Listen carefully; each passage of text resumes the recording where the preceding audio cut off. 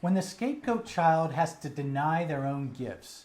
Being the scapegoat child to a narcissistic parent means feeling very unimportant. You may have even felt like you did not exist to this parent. Psychologically speaking, you wouldn't be wrong. It is very painful for a child to attach to a parent who does not see nor care about the child's existence. The rule is that the parent is more important than the child. Therefore, the child's resulting anguish at feeling devalued and deprived is inconsequential to the parent.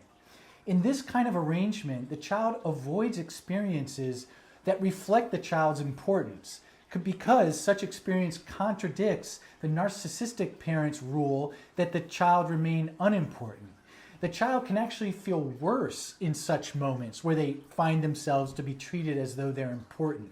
They have to painfully know in these moments what they're missing out on in their relationship with the narcissistic parent. And the injustice of that arrangement and its permanence can agonize the child in such moments. Well, one of the ways a scapegoat child risks feeling important is in their gifts. And we all have gifts, whether it's singing, writing, athletics, connecting to others, whatever it may be. And when someone outside the family sees and celebrates the scapegoat child's gifts, the child is put in a difficult position.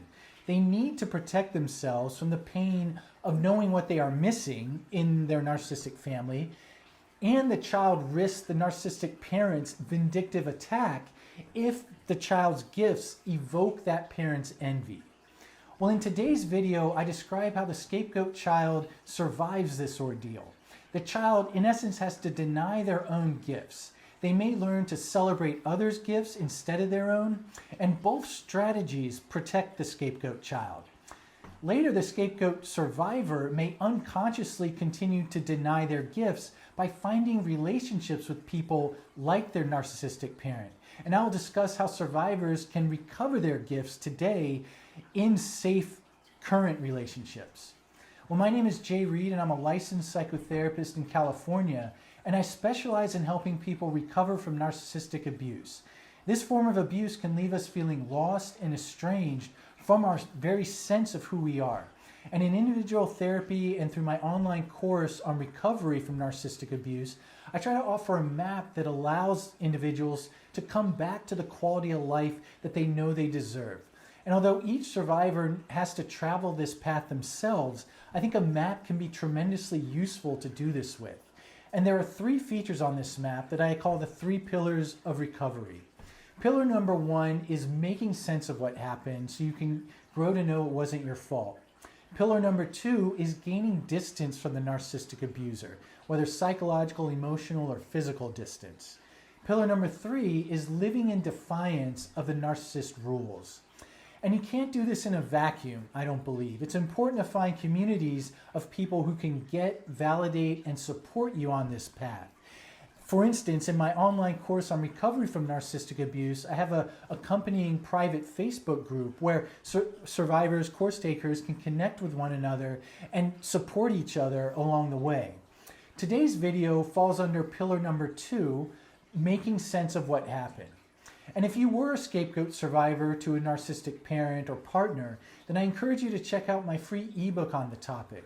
It's called Surviving Narcissistic Abuse as the Scapegoat, and it goes into other important aspects of what it's like to be in the shoes of the scapegoat child or partner of the narcissistic abuser, from self-limiting beliefs about yourself that you must adopt in order to survive, as to why the narcissistic personality is so geared to put those closest to them down. I think this ebook can help you realize how none of this abuse was your fault, but was rather the product of the narcissist's own psychopathology. You can find the link to the book in the description box below or by clicking here. Why it's dangerous for the scapegoat child to own their gifts. Number 1, being important when you're not supposed to be. The scapegoat child's gifts threaten the arrangement with a narcissistic parent. The child is assumed to be and treated as less important than the narcissistic parent. The child getting recognized as special or gifted is not part of this equation. And I think there are 2 ways the narcissistic parent enforces this disparity in importance. The parent's self-absorption denies the child of the recognition that the child matters. By extension, the child's gifts are not going to matter. This context makes the child's recognition of their gifts feel all the more painful because there's nobody there echoing the child's gifts. A fictionalized example to kind of illustrate this. Sarah was 8 years old and trying out for her softball Little League team. She remembered in therapy coming to the plate where a coach was pitching to the players. The goal was to see how well the players hit to see who would go to which team in a draft that the league was having. Well, Sarah had only played t-ball before this, and was a decent but not great hitter at the time. Well, she got to the plate during this tryout practice, and the first pitch she saw, she crushed into the opposite outfield. "What just happened?" she asked herself excitedly. The coach said, "Wow," and said he was going to throw another one. Pop! The ball rocketed off her bat into center field and over the center fielder's head. And so it went. She was just hitting balls all over the field and far beyond through the whole practice. She had no idea that this was in her. Well, as the tryout practice was wrapping up, her coach said, "Well, I guess we know who's going to be the number one pick in this year's softball league draft." And he sort of nodded to Sarah. Sarah was over the moon, yet felt a tinge of worry. These were unfamiliar feelings. She was not used to being singled out for good reasons. She was the scapegoat child in her family. Her father was wholly disinterested in her, except when he criticized her for something. And her mother was volatile and prone to yell at Sarah at the drop of a hat. Well, Sarah looked towards the dugout and saw her father there to pick her up. The coach came over to her father and said, "Your daughter is something else. She hit the ball out of the park all practice." Well, her father looked at Sarah and she recalled feeling intensely uncomfortable. Something was wrong. As Sarah and her father walked to his car, Sarah found herself offering herself up for his critique. She said, "Dad, what did you think of my form when I was hitting the ball? Was it okay?" This gave her father something she unconsciously knew he required. He said, "Well, your elbow kept sagging down. You need to make sure to keep it up." Sarah stopped as they were walking and tried to mimic the form he described. And she said, "You mean like this?" And he said, "Yes, exactly." Well, from that moment on, Sarah found herself obsessing over whether she had the right batting stance or not. She obsessed so much that she was too preoccupied to hit the ball like she did during that tryout practice. In order to stay less important than her narcissistic father, she had to present herself as faulty to him. This let him feel superior as the one who could tell her how to fix herself. Sarah felt tension at being recognized for being able to hit in front of a parent who denied her importance. The gulf of how her coach responded to her versus her father's typical indifference towards her was distressing. She coped by sacrificing her gift into something that needed correction by her all-knowing father. She lost her right to enjoy this gift, but restored the order that was required in her family. One of the ways a scapegoat child can keep their morale up in such a dreadful situation is to tell themselves that the parent will eventually recognize the child's importance if they just follow this rule of remaining less important. And in this way, the child can protect their wish that they have a parent who loves and values them. This business of having to be and seem less important is just what has to be endured before that is to come. The second danger of the scapegoat child owning their gifts is making the narcissistic parent envious of them. Envy is a feeling of inadequacy due to seeing someone else possess something you do not. Then there is the desire to destroy that person's possession or that person so that you, as the envier, feel more adequate. And this is a frequent experience for narcissistic people.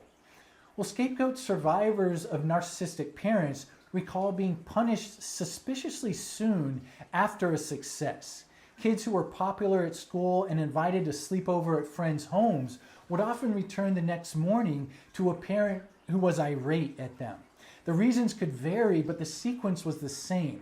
A child who announces they won a spelling contest in school at the dinner table might get criticized for their table manners a few moments later. The scapegoat child learns to associate the parent's vindictive attack with the child's successes. As a matter of protection, the child must deny their own gifts. Sure, it is painful, but it beats being vindictively attacked all the time. How the scapegoat child copes. Although it's too dangerous to own their gifts, the scapegoat child it's safer to celebrate others' gifts. There are several benefits to this coping strategy. It often comes naturally for such children to empathize with and promote others' gifts. And when directed towards the narcissistic parent, the child can buy themselves some protection. By celebrating the parent's gifts, the child is seeing the parent as more important. This prevents the parent from feeling envious and then attacking the child. Celebrating others' gifts instead of one's own is often welcomed by others. It is generally a good quality to appreciate others' gifts, and a scapegoat child may have a generosity of spirit that just naturally wants to do this. The challenge is the rule that the child not accept the same appreciation for their gifts in return. The scapegoat child is left feeling appreciated for celebrating others' gifts while being forbidden from being celebrated themselves. And this can leave the child feeling privately exploited and empty. They feel appreciated for what they give, but not for who they are.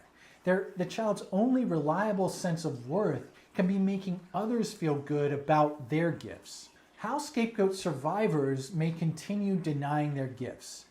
Well, the scapegoat child's wish that they had a parent who loves them can perpetuate similar relationships in the future. A child who has to deny their gifts may learn to see this sacrifice as temporary. This allows the child to believe that the parent will eventually celebrate them. And as I said, doing so can keep the child's morale up by convincing the child that the parent still cares for them. The logic goes something like, I don't do things right, so there's no reason for my parent to celebrate me. Once I do things right, then I will deserve their praise and they'll give it to me. This sort of belief about oneself preserves the child's wish that their parent will and does love them. Well, the scapegoat child can become occupied with the fantasy of the parent's eventual change of heart. And this makes the narcissistic parent's actual punishments of the child for expressing their gifts to be something that has to be endured before the, again, supposed bliss of being loved is to happen. And in fact, this sort of mistreatment can get associated with the supposed promise of love to follow. In this way, the scapegoat child believes that things are not what they seem. The narcissistic parent's envy, withholding, and vindictiveness is seen as a pit stop on the way to something much better. And again, this is necessary for the child to believe while dependent on the narcissistic parent. It'd be disastrous to know that what they see is what they get from this parent. The parent does not have a chamber inside them full of love that the child can unlock. If they did, the child would have already received it.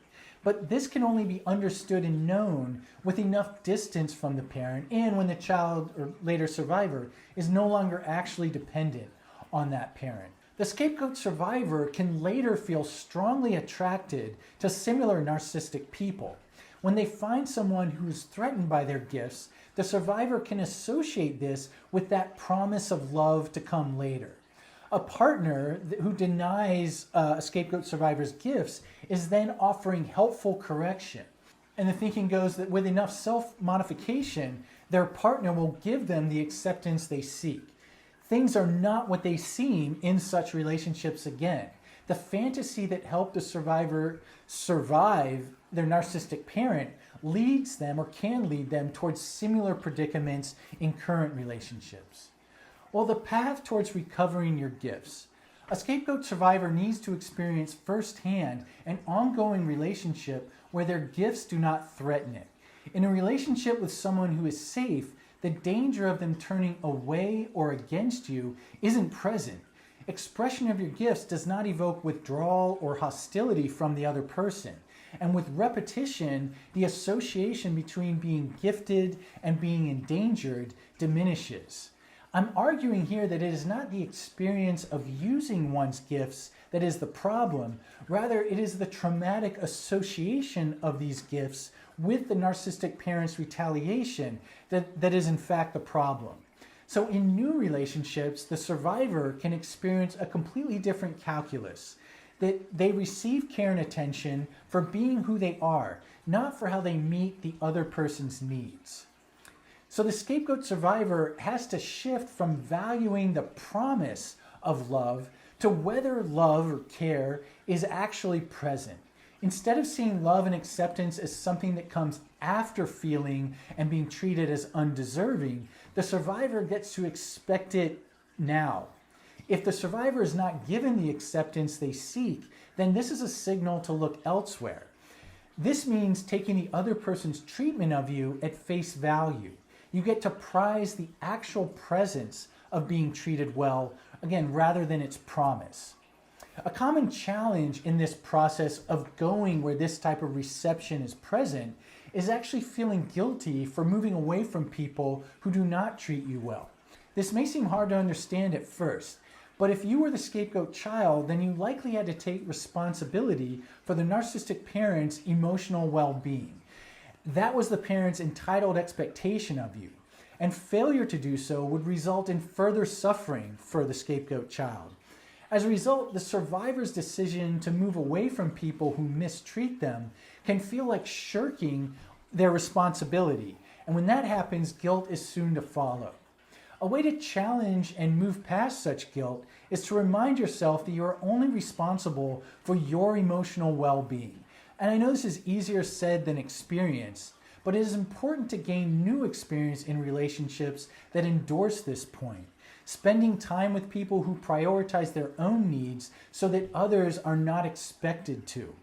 This arrangement means that neither party has to abandon themselves to take care of the other person. Part of caring for your own emotional well-being can also include expressing your gifts. Well, I hope you found today's video helpful on having to sacrifice and then later recover your gifts and knowing it's safe and additive now to do so in safe relationships. Again, I want to thank everyone for your engagement, support with this channel, with each other in the comments section. And yeah, as I say every week, I am incredibly heartened to read the comments. Although time doesn't allow me to respond, they mean a great deal and are incredibly helpful. So with that, I'll look forward to posting again next week. Take care.